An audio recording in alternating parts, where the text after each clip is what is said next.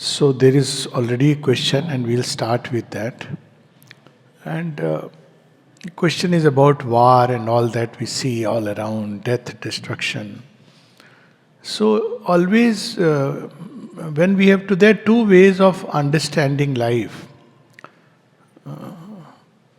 One is that if you want to understand what is happening at a large scale, you understand it at its miniature level. The same process is happening at a miniature level.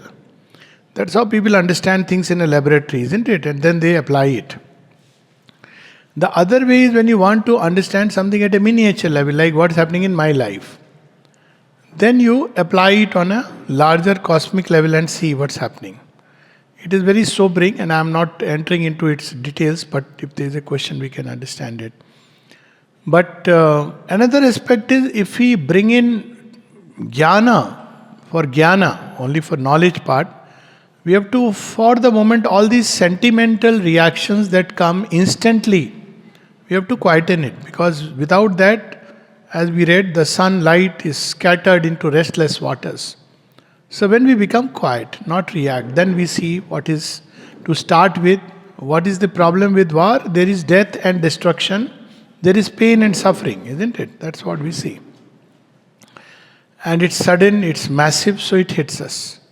So what happens at the most cellular level? Let's take an example with which you can connect. A child is born and is born through the doors of suffering or joy. Paradox. Child brings joy, but is born through pain. Nature gives us enough hints. All pain is the labor pangs for something waiting to be born. Individually, collectively, you can apply it anywhere. If you are experiencing pain, then something is wanting to take birth, something is feeling stifled inside. And we are not willing to look at it. And it'll keep on crushing you till one day you break free and say, yes, I want to breathe. So this one part, nature gives a hint. After a child is born, so the child goes through, why children grow very fast? Because they are full of wonder. Isn't it? They start with this idea, I don't know anything, but I want to know everything. Everything, they touch, they feel, they smell, everything they want to. And then when we are in a stage of youth, we are always looking forward. Youth is defined by that. You want to go forward, you want to further, whether it be achievement, anything. You want to go further and further. Then unfortunately, middle age, we want to settle down. This disease called settling downitis. I want to settle down in comfort. And then old age, you are looking for somebody to do seva for you. You may not need it, but we are doing. So what is happening? Now Mr. Death walks into the home. Because, now let's understand this. There is an urge, thrust for progress inbuilt within creation, in the child. And so it grows, because everything it wants to know. It starts with this idea, I don't know. Unfortunately, the university gives him a degree and he develops the illusion that I know. So his first thing is that his progress starts slowing down. Still there is something to achieve, he has something to look forward to. Now this pressure from within to take forward, this is the Vedanta we are reading. Divine is constantly taking us forward. It's a mighty ocean which is pushing us to exceed ourselves. And then after some time we say, bahut ho gaya. What has happened? Will becomes slack. It gets stuck in the past achievements and past glory.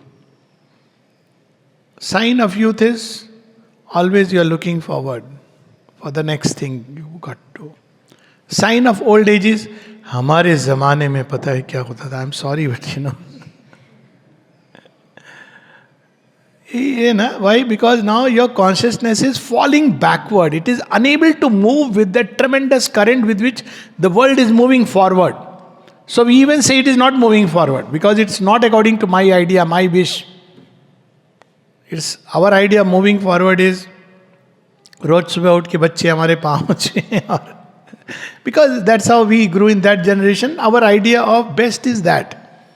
We don't realize that our idea of best may be much less than what best should be.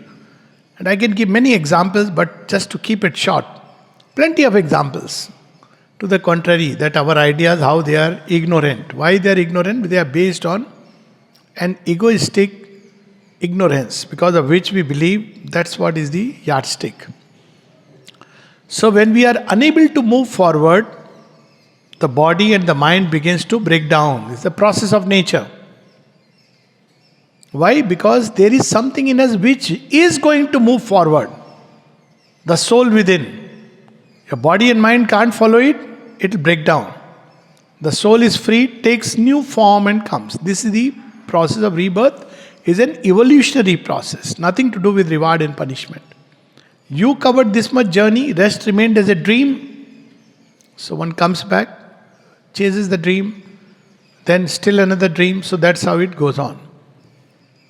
Generally speaking, there are many exceptions, I know. Children also die and things like that. And each of them we can understand and explain once we understand this basic principle in nature.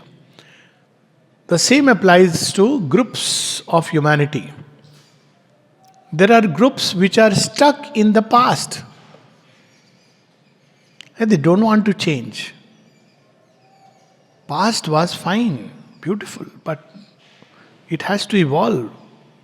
So those groups also begin to disintegrate. They become sick, literally sick. And their sickness spreads like a contagion to everybody. And they need to go. And nature creates ways and means for these groups to go. There have been like that pharaohs. Pharaohs, if you go to the culture of the pharaohs, it was at one point of time very similar to Hindu thought in certain ways. They also believe, in fact, even terms like Vishnu ke avatar hai, Raja jo hai, all this, even the terms are very close. But then after some time they became feudal kings. So Moses come, pharaohs collapse. What happened in India? Chandragupta Maurya, the whole Dhananand, that empire collapsed. A new way of life emerged. Did it emerge without a war? No. People went through the challenges. New way of life emerged. In India, fortunately, have we ever wondered why Sanatana Dharma based civilization has survived? Everywhere else, all the past religions have been destroyed. In Egypt, in Greece, in Rome, right up to Afghanistan, everything got destroyed. Persian. Why it survived in India? Because we understood this, that death and life are a cycle. So because we understood, we knew how to re-emerge, bring new forms. But we kept the spirit intact. This was the beautiful thing. But there are cultures which are stuck in the forms and they've forgotten the spirit. There was a spirit that gave birth to that particular culture, and its own time it was valid. But when we focus too much on the form and forget the spirit, we die. In India, we had found a new formula. In India, this happened. So when Karma Kanda became very prominent in the Vedic religion, so what happens? Suddenly you see Upanishads came up. They brought back the needle back to Jnana. Again, when ritualistic sacrifice, all this came up, Buddha sprang up. Who is Buddha? Buddha is very much a Sanatani. He uses the word Arya. He uses the word Arya for those who are noble. Is everything. He uses the word permanent. So Advaita also uses the same term. But we regarded him as non-Vedic because he broke the Karma Kanda. He said, I don't accept that. And he found his own path, which is wonderful. That is a part of the Sanatana Dharma. So again, India went through. Whatever its plus and minus effects were there, it's a different thing. Again, when we went down, we see Sri Krishna comes up. Of course, Sri Krishna comes earlier, but I'm just saying, Sri Krishna comes up. When again we had gone into this Karma Kanda. So within India, there was always a tendency, even now, Sri Aurobindo, tendency to refer back to the spirit and take a new body and a new form. But in other cultures, religions especially, because they got stuck to a old form, and they would not change. Therefore it is destined or doomed to be destroyed. What is being destroyed? Their bodies, the form. Spirit can never be destroyed. It will come back in a new way, something more beautiful, and it is good. सड़ी गली सभ्यता जीवित रहना अच्छा है या उसका ध्वस्त हो जाना अच्छा है? What happened during the time of Mahabharata? They were Bhishma, Karn, all these people were there. But what had happened? Why Shri Krishna used the word dharma siglani? They were doing all puja part for sure. Because they never understood the real sense of dharma. Bhishma, is stuck to his idea of my pratigya. Dronachar to his own advantages. Karn to his own selfishness. Duryodhan to his own ambitions. And they won't allow Yudhishthira and others to come up. So they have to be destroyed. There are efforts which have been made to change. Say for instance what happened in Islam. Sufism came. It was a very good thing which could have changed. Even, Shia. Now you see what's happening in Iran. Isn't it interesting? Iran and Lebanon are Shias. Generally, Shias do admit growth or progress in some way. Now they have become hardcore. See the way things are going. Kashmir, it was all largely a very Catholic culture. But what happened? Entire Wahhabi Sunni thing, and it destroyed.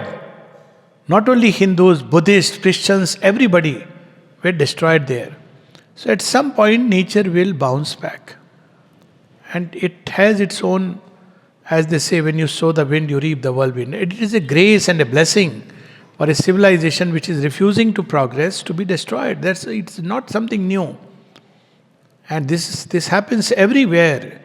If today India gets stuck into only the past formulas and forms and doesn't bring out its spirit toward the future, that's why Sri Aurobindo is so important. Sri Aurobindo has taken that spirit of the Vedanta and Indian thought, but he has taken it to another level toward the future. What Krishna did, same thing. That's why Bhuri Shrava could not understand Krishna, and he even abuses him. That you are a corrupter of youth, their morals, all this. But what was Shri Krishna doing? He was taking dharma to the appropriate to the new age which is dawning. So this destruction and creation, they are part of one process. Chinnamasta, she destroys her head, but there is a Kamadev and Rati engaged in bringing out seeds of new creation. Shiva is dancing, Lasya, but Tandav is also going on. We get appalled because we see it in a small this thing of time, and we see those gory images of children and crying. But see, if you look at it, even the present war context, hasn't it exposed the hypocrisy of the nations? It's necessary. Hypocrisy of the United Nations. Who will do this? God has to do the dirty work of cleaning. He has to soil his hands in blood. Somebody has to point out, look here, you are claiming to be impartial, but you are totally biased in your viewpoint. So we see this happen. All the nations today stand exposed. Now based on their stand, their future is going to be decided.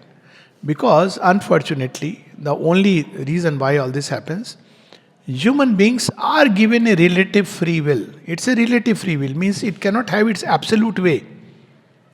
Why? Because through choices that we make, our future opens. Based on my choice today it may look very foolish, stupid, whatever it is, but that may open towards a bright future. I'm talking bright in the true way. So based on my choices, Swami Vivekananda had a choice to lead a very successful life outwardly. And he even goes to Mother Kali too, because his family had problems. And Sri Ramakrishna tells him, you go and ask Kali, she will listen to you. He goes inside to ask help for his sister and mother. And when he stands before her, he says, Jnana dao, bhakti dao, vairagya dao. He forgets what he used to ask Huh? for. But the choice. So he comes back. And Sri Ramakrishna asks him, did you ask? No, no, I forgot. Huh. He had his own way. I am not going to say. Sri Ramakrishna can say it. Ja, andar, ja. Half abusive term. Go and ask. He goes, again comes back. What happened?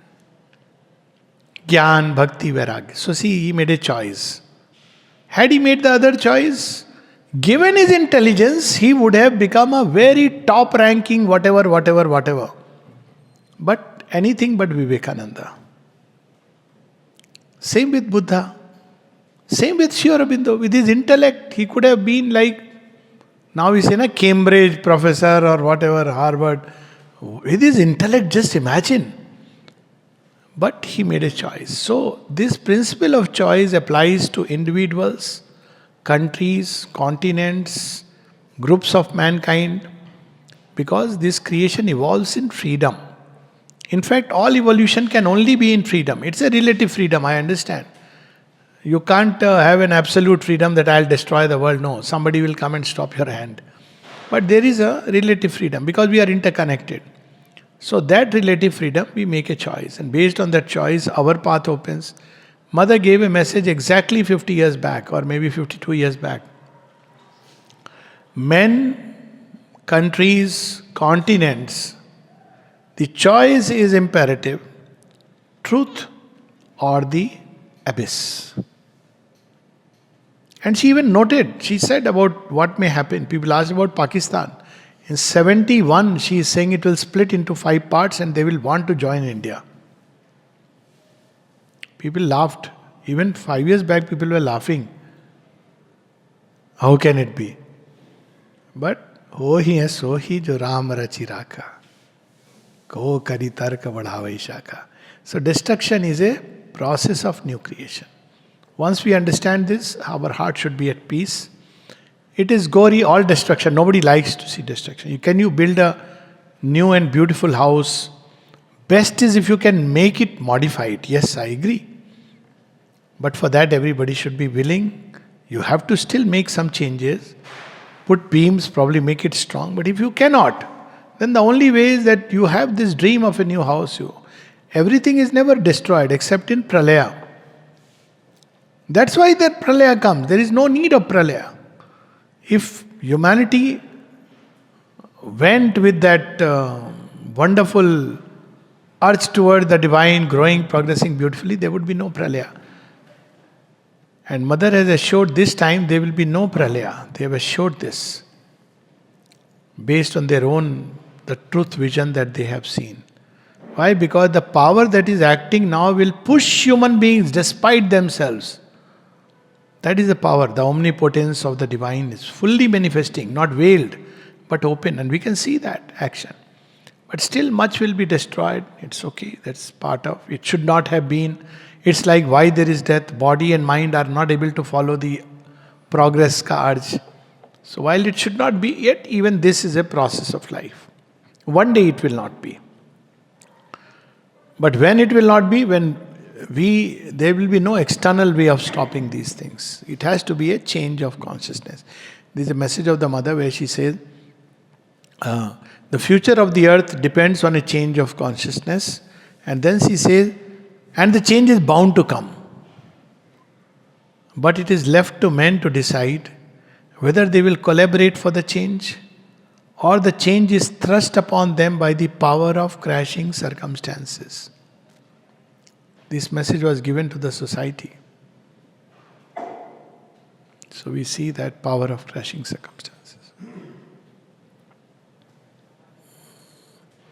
हाँ पूछ लीजिए बैठ के पूछ लीजिए बैठ के please हाँ ओके गुड हाँ ठीक The question is about genuine, sincere, I will not say creeds.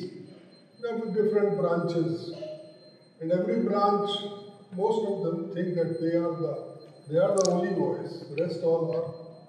They won't criticize. They will not do the propaganda. But at a heart of heart, the question is: we will exclusive That is exactly the problem. There is nothing wrong in different creeds or sects or religions. Exclusivity is the bane. So the movement, and without exclusivity, the total devotion doesn't come. No, without exclusivity, you can grow infinitely. See, in the Upanishadic yoga, we had schools of thought. Please bethiye na. But these schools of thought did not, later on, they started fighting. That you know, Shaivites and Vaishnavites, they fought, they still. But because of the basic inbuilt something in Sanatana Dharma, even though you fight, you may think you are superior, but exclusivity is what Islam followed and Christianity followed. What we see in India in the cults is mine is superior. Now, this is ignorance, of course, because each stream has its own meaning. To me, God has come as Sri Aurobindo and the mother. But to somebody else, he may come as Krishna. Somebody else, he may come as Rama. Somebody else, he may come as Allah, for God's sake. Somebody else, he may come garbed in agnosticism. It's fine, there is no problem. But if I want everybody should follow Sri Aurobindo, I am giving that example like that, then there is a problem. And that was the problem for which Islam and Christianity are doomed. Christianity, fortunately, has in it still elements which can spring up. Also because they entered into a rational curve. So they left their own thing and they have entered. Now many of them will turn towards Sanatana Dharma. But in Islam, they are also turning towards this ex-Muslim movement has come up. But this is, exclusivity is the problem. This is the bane. Exclusivity is not synonymous with superiority. Superiority is bad, but not evil. Superiority is bad. Shiva is greater, Vishnu is greater. This has been going on. Sometimes there were some fringe fights also. But most of these fights were in dialectics and debates. So you have Shiv Purana and Vishnu Purana, each claiming its own adherent. In Shiv Purana, Shiva is the ultimate. In Vishnu Purana, Vishnu. This is okay. But that Sri Krishna says, no, you would remember that phrase. Yam yam vapi smaran. As men approach to me in whatsoever faith, so I receive them. But problem is exclusivity. You have put it right on the... Any nation, this exclusivity is not only in religion, ideologies. Communism wants the whole world to become communist. This is bad. Evil. It wants to usurp the entire land masses and mankind and convert to their own belief. Forget land masses, even within their own country. They don't have freedom to follow their own. This is evil. This is bound to collapse. Because this is not accepted. Why not accepted? Why it is evil? Because it contradicts the first truth. What is that first truth? Eko ham bahushyam, aham brahmasmi, tattvamasi. The divine is in all and in his own way he is expressing himself. The moment you live with the idea of separateness and exclusiveness in life, you will be hit. That is what the ego does. Till a moment, ego has its way, but a time comes when the ego starts getting hit very badly. The man who lived all his life controlling his wife, his little children, one day his child turns back and tells him, Dad, just shut up. Because that's how creation is. You cannot continue like that. If you do that, you will get it back. Yes, you can say, I have my way, you have your way. I can explain to you that probably you are not going the right way according to my understanding. You can also tell me that you may not be dad, you may be mistaken. That's fine. That's not an issue at all. That is to be celebrated, in fact, differentiation, diversity. So that's what is the problem. In the heart, most, at least in India, they think they are superior. Some become very exclusive. But still they don't go about converting others. Some even have a little bit of that tendency. But the aggressiveness with which we find in certain religions, that is missing in India because of innate understanding. They think ये अभी भटका हुआ है, हमारे मार्ग पे आ जाएगा तो इसको, हमारे गुरु सदगुरु हैं, बाकी के गुरु जो भी है, that's okay, that's fine, nothing wrong. Because Guru Brahma, Guru Vishnu, Guru Deva Maheshwara, Guru Sakshat Par Brahma. I take it like that. He should regard his Guru as ultimate. And I'm happy when I see somebody. I've met people. Even I had strange encounters like that, where somebody asked me some meaning of something which is only secretly known in their own sect. I told the meaning. So that fellow was restless whole night. Next day morning he came, go na ho, आपको नाम दान मिला है. मैंने कहा नहीं मिला है भाई. आप कैसे जान सकते हो? मैंने कहा सो जाने ही जिन राम जनाई. तो that's too much for I said हमारा तो दूसरा बैकग्राउंड है. I said why do you believe that? I appreciate, I respect, always I respect. People have come and try to convert. Even कि भाई आप तो थोड़े स्पिरिचुअल माइंडेड हो, you come to my guru. Once very interesting thing happened. That happened in Delhi. CME as an Air Force officer. Please come, my guru, and you will have this experience, that experience. I said, see, I'm not looking for experiences, for God's sake. So he said, nahi, but still, my guru is very great. I said, I respect that. I don't want to discuss. I have found my path. Nahi, sir, ek baar aap aiye, all this. So फिर मैंने कहा देखो, I am not looking for experiences. I am looking for answers, which I have got. He said, no, you tell me the questions. So अब मैंने बता दिए मेरे खोजी के दिमाग में जितने कीड़े थे सारे,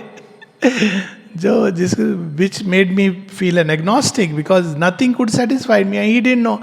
I had read everything of Hindu Shastra, and I had read about Quran, Bible, Jainism, Buddhism, and every Western philosophy, Kant, Hegel. So I didn't tell him all that. I said, these were my questions, and I didn't find the answer in any of these. Then he tells me, but these are, no, these questions only God can answer. I said, exactly. God has answered for me. So he said, what is the answer? Now it is done. I said, see, there is on my table, you see these two books, The Life Divine and Savitri. I always used to keep on my table. I said, there, all the answers are there. If you want, you can read it. I'll not give to you, because you're looking abhi for experiences, some kind of mukti. I don't want mukti. He couldn't understand why you don't want mukti. I said, I don't want mukti in the way that I want to go away from the world. I said, I am not a coward. The last thing I want, a label on me that he was a coward who ran away because the world was too difficult to handle. I said, that's not what my divine sense of the divine is. So, yes, people try to convert sometimes. But in India, we somewhere ultimately draw a line in respect. If that is there, that is good enough.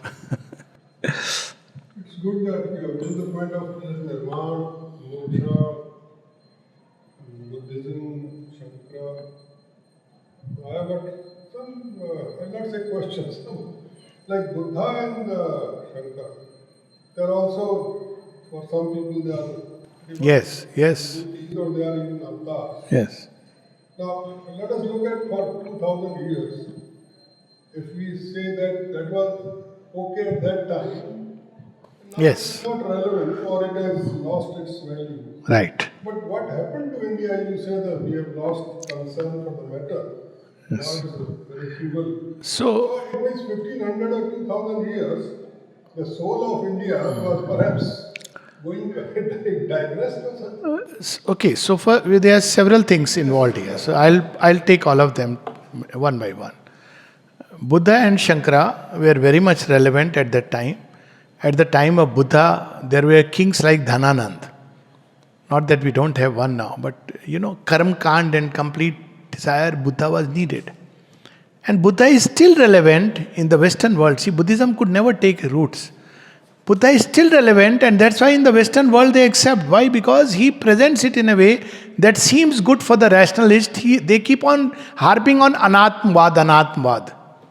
But it is not Anatmavad the way we understand. The Nirvana of Buddha and the Advaita of Shankara, they are one and the same thing. Though they fought with each other. Shankara in fact wanted to establish Vedanta because Buddha was considered as Avedic. Now I am not going into that historical thing.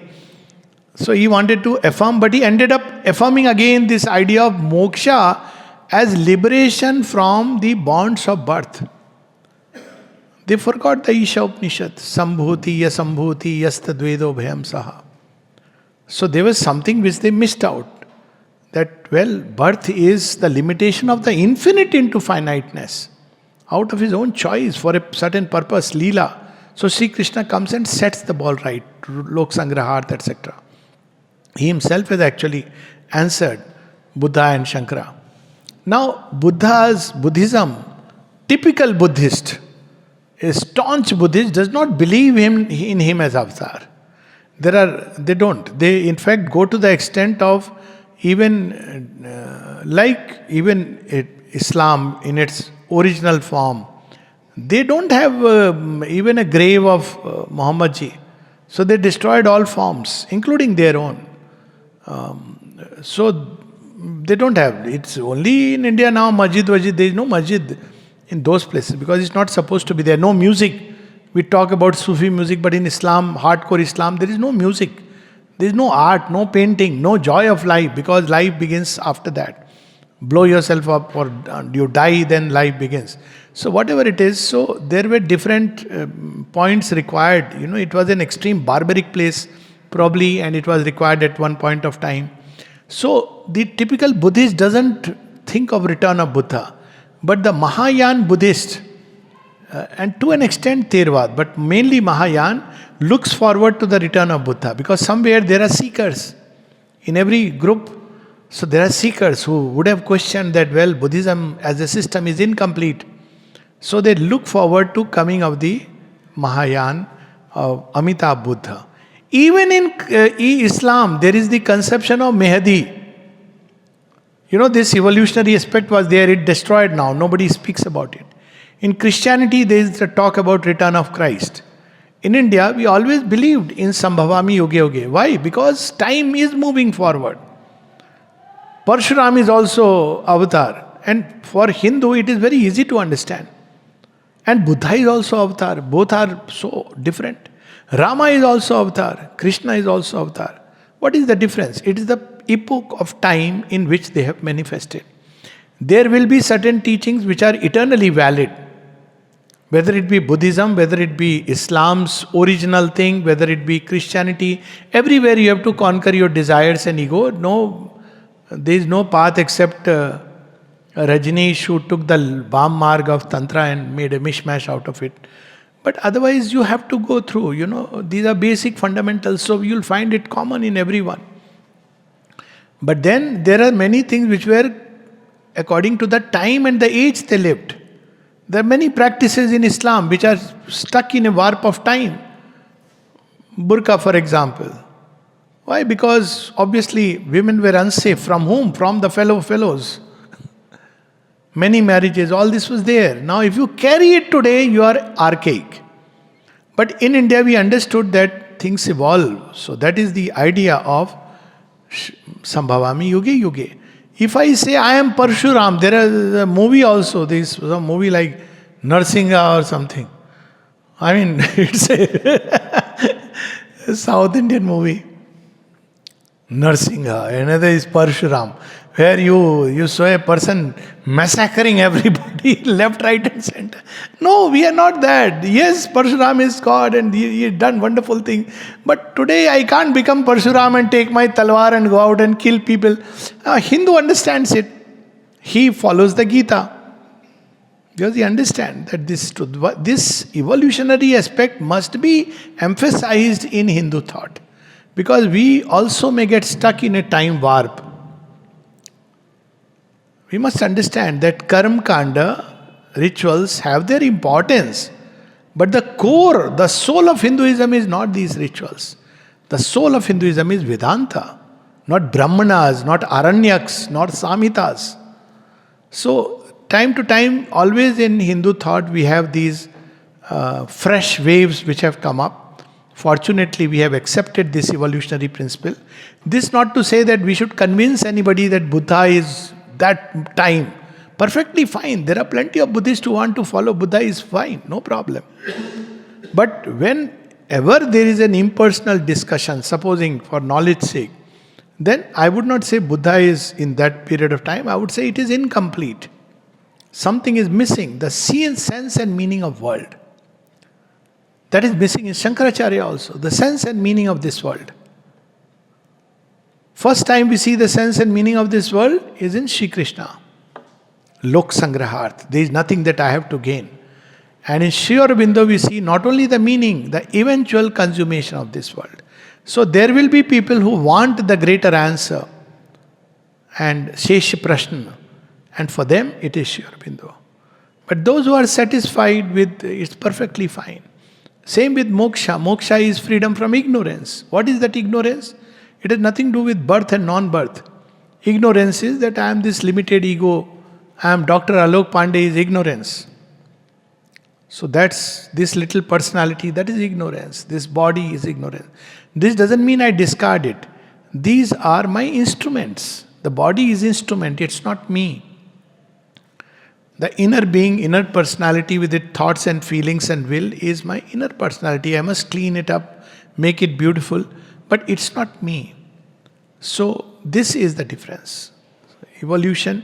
Now again, not everybody is ready, not everybody should be called, and that's why in this Sri Aurobindo's and Mother's Yoga, very clearly, no conversion, not trying to convince anybody, because somebody may not be ready and you can't give a truth which is of this dimension. So, yes, I suppose I have touched upon.